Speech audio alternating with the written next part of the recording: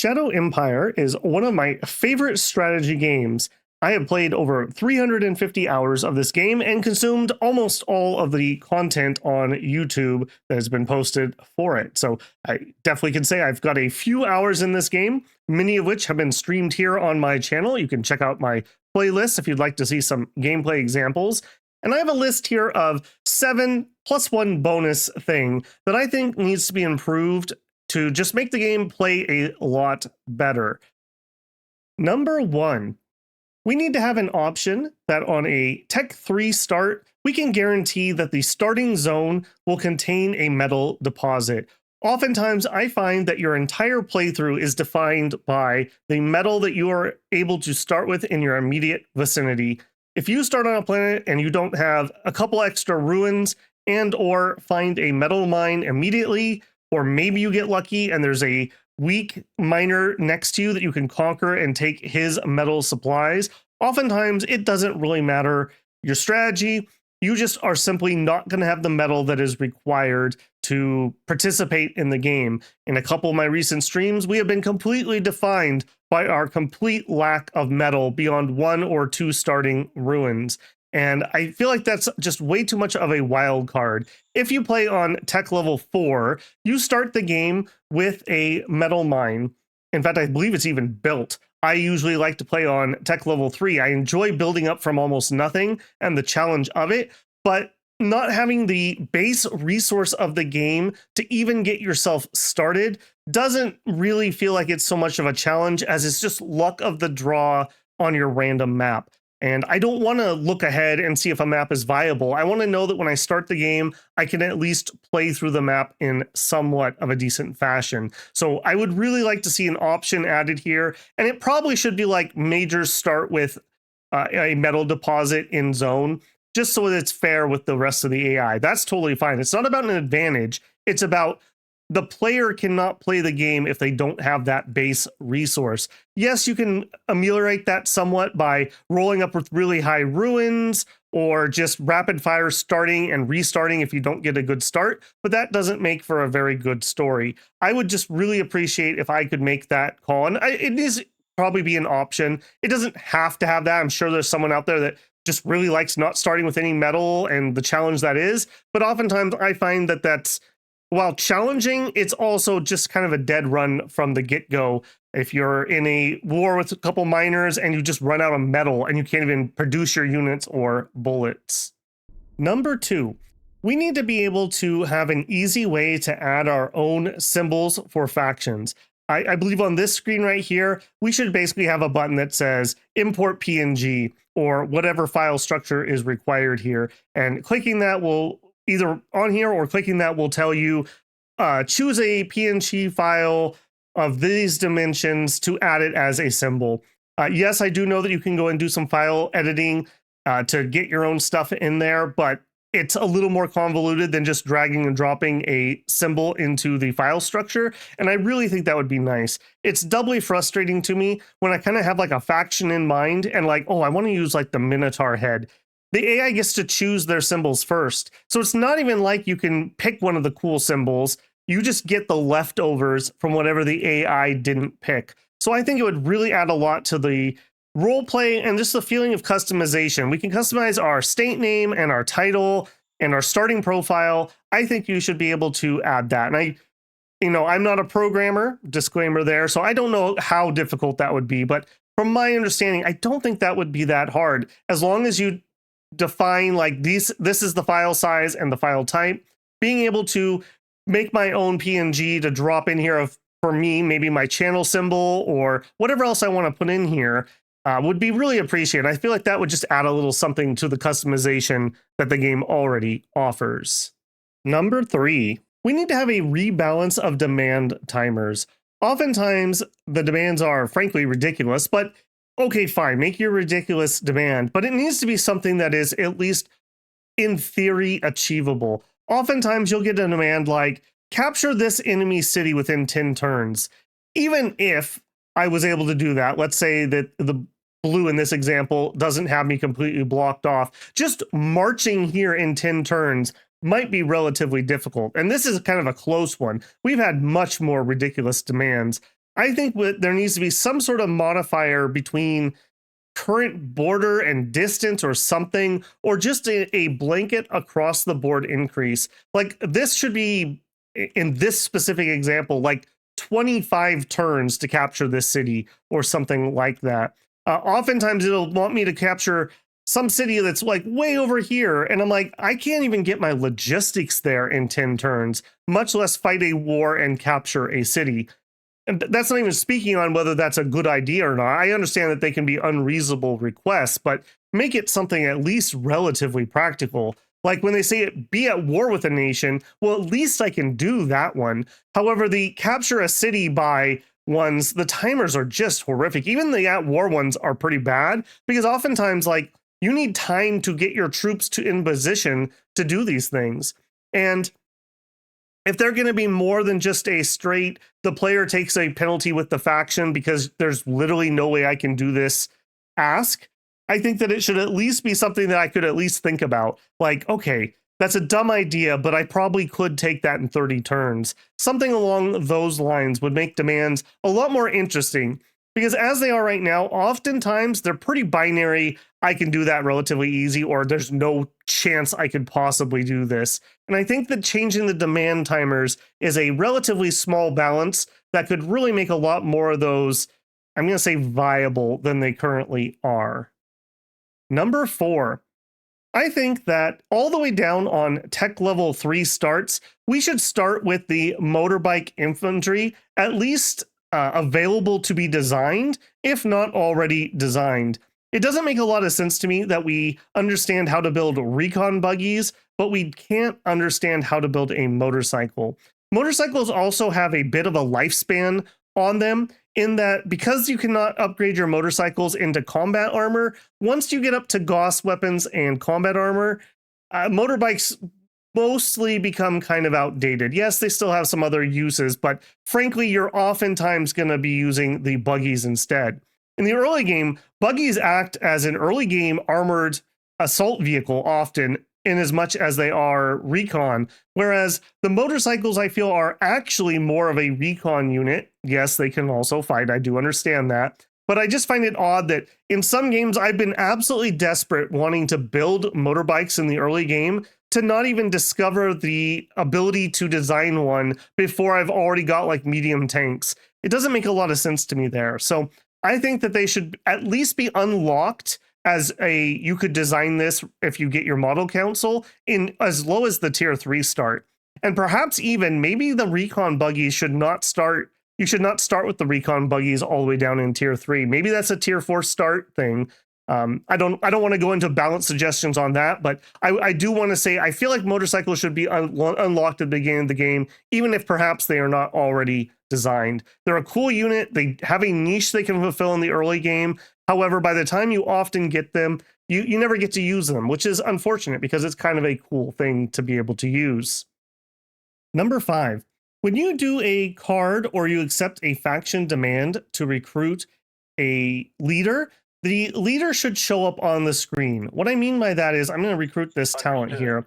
On this screen, it says success. A new leader has been added to the reserve pool. We should have a picture of the leader here, and you should be able to click on that and interact with them like you can other portraits. As it is, I play recruit talent. I get the screen that tells me it worked. I have to click OK. I have to go to management. I have to go to leaders. I have to close out of what I'm in, go to reserve pool, and then figure out who it was I just got. On that screen where you either accept a faction demand or you play a card to get one, we should have their picture on there, and you should be able to click it and open up their, I'm going to call it their character sheet here, so you can see what it is. That's really important, I would say, on when you are recruiting multiples, like I'm doing juniors or something, and I'm like, okay, I really need somebody who has some admin stat. I play one, I look at him, I play one, I look at him, I play one, okay, I'm going to use this third guy. Rather than I play one, I close, I go all the way to the other screen. Oh, I don't like him. I close, I recruit one, I go to the other screen. Okay, now which one's the new one? Oh, it's that guy. I don't like him. Close, I recruit one. It's just a lot of back and forth UI, and it doesn't make any sense to me. I really feel like on that screen, it should have the portrait, and you should be able to click it and open up their card and just immediately be able to see what you got. Oh, okay, I really like this guy, I'm good, or oh yeah, he's not what I wanted, I'll go ahead and play another card. I think that would just be a really nice cleanup of UI elements that would be streamlining a lot, especially when you're on a really big nation, you've got big pools of people, and or you've got lots of recruitment cards that you're going to be playing until you get that person that you're looking for.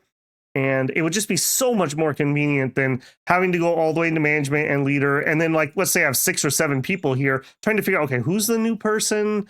I think it's that guy. No, I looked at him before. Oh, it's this person.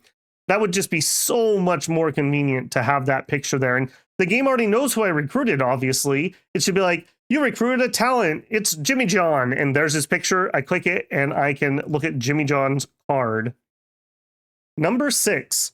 When you defeat a minor faction and or a major faction, and they have units that are left, rather than just magically disappearing, those units should either swear fealty to you as some sort of militia units, or perhaps they go into your recruit pool or something along those lines, or they should become rebel forces or go independent. An example, in this game, we kind of blitzed this city down with a light tank early in the game, and we killed, I don't know, maybe 2 or 3 units of the like 20 that were here. And then magically the turn I took this, every single one of those units disintegrated into dust. They got Thanos snapped, I suppose.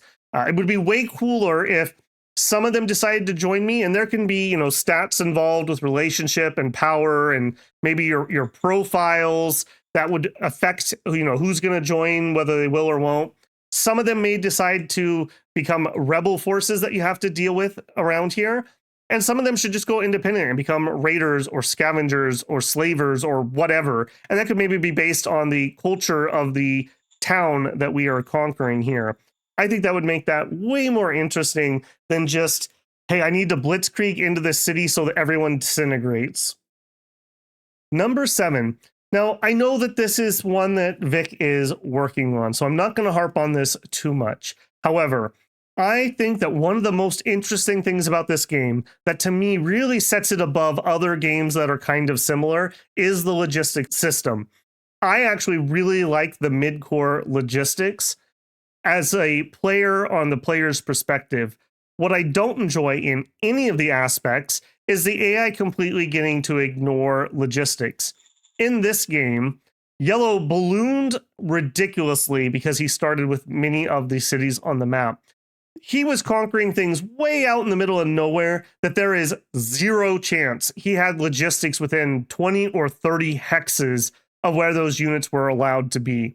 I understand that making the AI understand how to actually use logistics is very difficult, would also probably add to turn timers a lot. But could we at least make the AI pretend that they have logistics? Like they need to stay within 10 hexes of their nearest road, for example.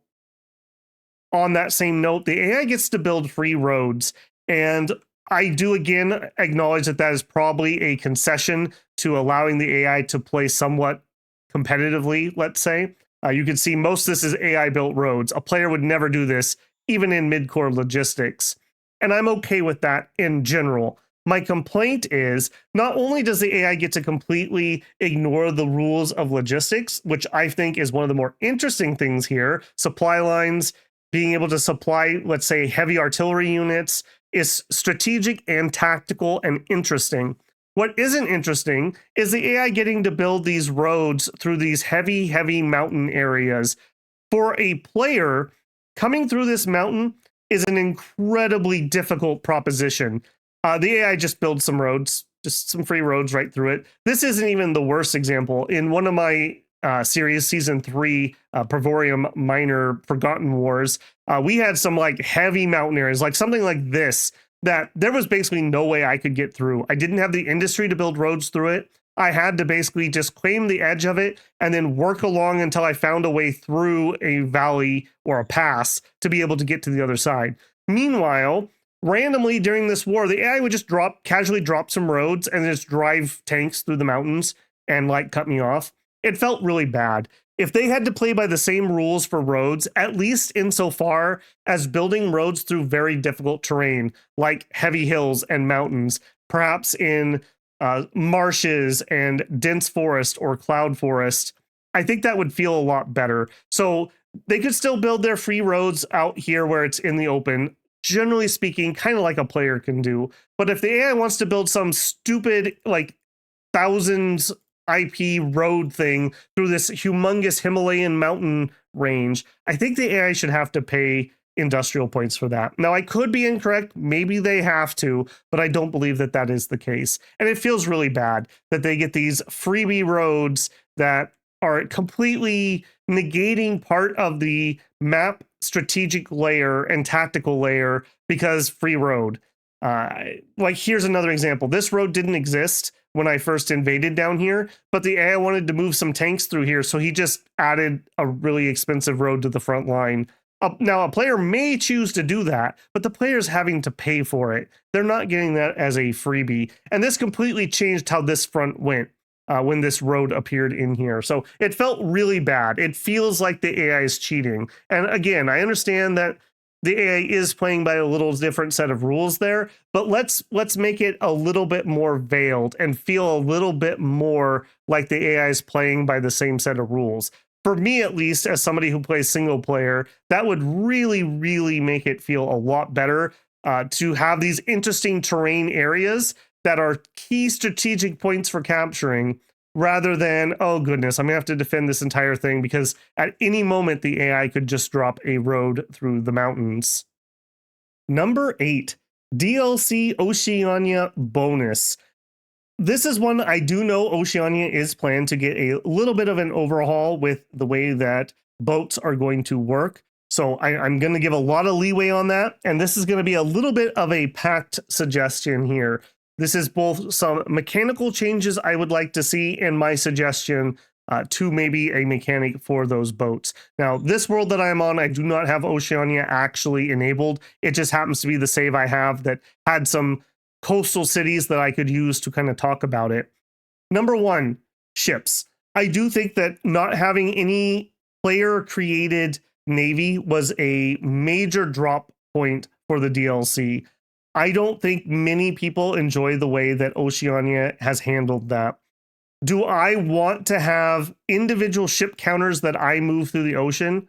Actually, no. I don't actually think that that would be very fun. I agree with Vic on that. I believe Vic's stance was he didn't want the oceans to just have, water tanks that drove around in the water. And I think that makes sense. What I would like to see is a system where we design ships similar to how we design aircraft. So you would have like different chassis, like your patrol boat, your frigates, your battleships, your aircraft carriers, whatever. So you're designing the ships. You're building the ships like we would do when we go and we raise a formation. We would have one in here where we have a Navy OHQ, and you could do your independent ship groups, or you could make OHQs or whatever they're called. What doesn't really matter. And then you would take that OHQ and you would assign them a sea zone and a mission. So you would say, I want you to patrol this sea zone. I want you to attack supply lines or attack this other sea zone. And it would just have your ships, and it could be shown however you want. It could just have a symbol next to the zone name, or it could just randomly put the icons out there, understanding that each one of these hexes, I believe, is 200 kilometers wide. So these areas are humongous. And in oceans, you're not really having like lines of ships that fight each other. That's especially not in this era, kind of how it works. But the idea of something like Hearts of Iron's systems, for example, where our ships have a mission in a sea zone, they are actively trying to protect my convoys, a suggestion I'll make here in a second, or they're actively hunting for enemy logistic ships, or we're attempting to attack a maritime trade house that we are at war with, or things like that, I think is a great compromise between the two, and would keep it somewhat abstracted, because sea battles in video games often do not work very well. So that layer of abstraction, I think, works really well here, while still maintaining the spirit of the rest of the game. Researching the text, we could have a new director council. We would need to have if I could find my thing here, we would need a new organization. We would have the Navy Council or Navy Affairs or whatever it's going to be called, just like we have the aircraft one, and that would be its dedicated research for naval ships, turned on and off by having your Oceania DLC turned on or off. And I think that would be really interesting. Aircraft carriers, I think, is another one that would be very interesting and strategic. to go along with this, I think we need to have a major overhaul of how logistics work. I'll be completely frank. I don't play with Oceania because I cannot stand how logistics work with a maritime trade house. I think that having that as a option going forward would be totally fine. You pay them as a courier to give you extra logistics. However, the overhaul I would like to see would be that if you own a port, just like with a truck depot or a train station, a port would have a certain distance that it could have a supply logistics connection to. So I'm just going to make up numbers here. The numbers don't matter. The idea is, let's say a level 1 port, you could have, I'm just going to throw a number, 15 or 20 hexes of connection distance, logistical distance, just like we have truck distance or train logistics distance. So from this city, 1, 2, 3, this would be like 3 or 4 hexes. And these two, if they both had a port, could have a logistical connection between them. Or let's say I had a city over here, and if it's in range of this city, it could have a connection. Okay, well, how many logistics points do you get? I think that you should be able to have logistical ships. Just like we can build transports for air bridges, it would be a similar idea. The size of your port could support a certain level of logistical tonnage, and then you could build your ships. You could pay Maritimes to build logistic ships for you, or maybe the private industry could also build logistical ships. So let's say I have between here and here, just like with truck stations, there'd be a certain amount of logistics moving, and that's limited again by the port levels and then the amount of logistical ships that are built. I don't know the tonnage that it would be, but let's say, each one provides 500 logistics or 100 logistics or whatever. Again, we are just going to abstract that these ships are going back and forth. So if there's, let's say, a pirate maritime trade house that's over in this zone, they could have a mission where they're attacking my logistical ships. And then the game simulates whether they are able to attack my ships or whatever. And then the counterplay to that is, well, I recruit squadrons or flotillas or whatever the term is, and I assign them protect my logistics in this zone or protect it in these 2 zones. But now I'm spreading out my very small navy too thin, and my chances of actually stopping the piracy is really low. Or maybe I have a mode where I can dedicate protect convoys, and the ships mainly focus on trying to protect that. I think this is a much better system. You could still have the Maritimes. They could try to sell you logistical ships that they're building. They could offer you maritime techs, all kinds of interesting interactions that are already kind of sort of there, but with the added layer of either myself and or my private industry could be launching these logistic ships. And again, I don't think you should even have to assign them like we do in, let's say, an air bridge. So let's say, like I said, we have a city here and a city here, and there's a certain amount of tonnage, and it tries to provide whatever amount of logistics it needs to. And just like with the truck depots, it does the best it can. And if you're short, you're short, and you need to add a larger port to support more tonnage, and then more ships to provide that tonnage of shipping. And then as you go up in levels, it would also increase the distance. So like this first one, let's say it was, 10 hexes, and then level 2 is 15, and then 20, and then 25 and 30, et cetera, et cetera, et cetera. So having a really large port would be needed if you wanted to, let's say, do a naval invasion over here, and then I get a port over here, and now I'm shipping stuff back and forth. Well, that's going through 3 sea zones that now I need to patrol, or I need to bribe the maritime trade house, or maybe I pay them to patrol it. And I think there's a lot of interesting counterplay there. Very similar to how you would have an air bridge and need to protect your air bridge from getting shot down. It would be the same thing for the Navy. I don't think that we need to make individual ships that I move as a unit on the map like I do with my infantry and whatnot, but I do think that we need to have control of that. If I'm like, hey, I really want to get on this island and I'm going to grow all my food on the island for some reason, I'm going to need a lot of logistics to ship all this food back to my SHQ. I should be able to work on that strategy. I need a big port.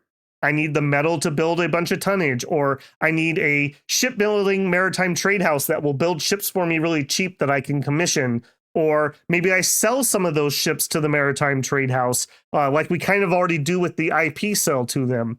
So this is like, I was very disappointed with the Oceania DLC. I won't lie. I think it has a lot of potential, but I do not think it delivers on that potential in the slightest. I like the idea of the maritime trade houses. I don't think they need to go away or anything, but I think we need to have a bit of a hybrid system here where there's a little more player agency. In addition to that, I think another thing that would make Oceania feel a lot better is if we had some assets that could be built in C-squares. How about there's a big wreck out here and you can build an asset that is a salvage rig that is bringing up pieces of salvage, just like we salvage ruins from, maybe there's a city that's underwater. Maybe there's a giant ship or a crashed spaceship down there that we're salvaging. How about on planets that can support it? We could have aqua farms. We could grow kelp or some sort of fish out in the ocean, and we could use that as a food source because we have very little water on the surface and we don't have the population to do a big farm. Well, we could do a relatively probably expensive in metal and IP to build, but relatively cheap on electricity and probably almost free on water and workers farm out there. And you could do the same thing. Maybe we could have tidal power plants. That's another thing we could have out here, or maybe windmills out in the water. Just, I think we need to have some assets that can be out there. And that could be another one where maybe that's something you have to interact with the maritime trade houses. Maritime trade house offers to create salvage platform for you, and you pay them and then they build it here for you. And then now I'm salvaging stuff from out in the ocean. So actually controlling the ocean hexes via either your own naval power or alliances with the maritime trade houses who are already there would be really interesting and add something more to that gameplay. All right, well, those are my 7+1 bonus thing that I think would really help Shadow Empires just take the game to the next level and be an even better strategy game. I don't think anything beyond the logistics and the Oceania stuff is that far out of reach. It's very little tweaks and balance things that I think would really make the game a lot more interesting. Maybe it's just something that I would enjoy. So I'm curious to see how other people think. So in the comments, let me know if you agree or disagree with any of these. I'd like to think that these are constructive criticisms or things that you think that you would like to have. And I'm especially interested more in game options and small little UI tweaks and things like that that would bring the game up to a new level, rather than getting stuck in the minutia of, I think heavy attack should have +5 attack power, or whatever those are. I'm kind of talking more broad, big idea type things that you would like to see the game change in a patch, or, we have the Republica DLC coming out, and I think we have, I just lost the name of it, the military DLC after that. Some things that maybe aren't necessarily tied to a DLC, but could kind of be some low-hanging fruit for Vic that would improve your enjoyment of the game. All right, builders, as always, if you enjoyed the content, leave a thumbs up on this. I'm trying something a little different than my normal format, so if you have any comments about that, maybe your own constructive criticism, I'd love to read it there. I'm interested to see what other ideas the builders have. I know I have a few people who are really passionate about Shadow Empires that watch the videos, so I'd be curious to know what they feel. Some of them are much better players than I am, so perhaps it's, oh, you sweet summer child babble. Actually, I'm totally fine with being actually in the comments, and I look forward to reading those. If you're not subscribed, I hope I've earned your subscription here. I'd love to see you in the comments or join me live for some live chat. And if you want to go above and beyond, you can always leave a super thanks here, join me live for a super chat, check out the Patreon linked in the channel info, or become a member here on YouTube. All right, builders, get out there and build yourself a Shadow Empire, and I'll catch you on stream. Babble out.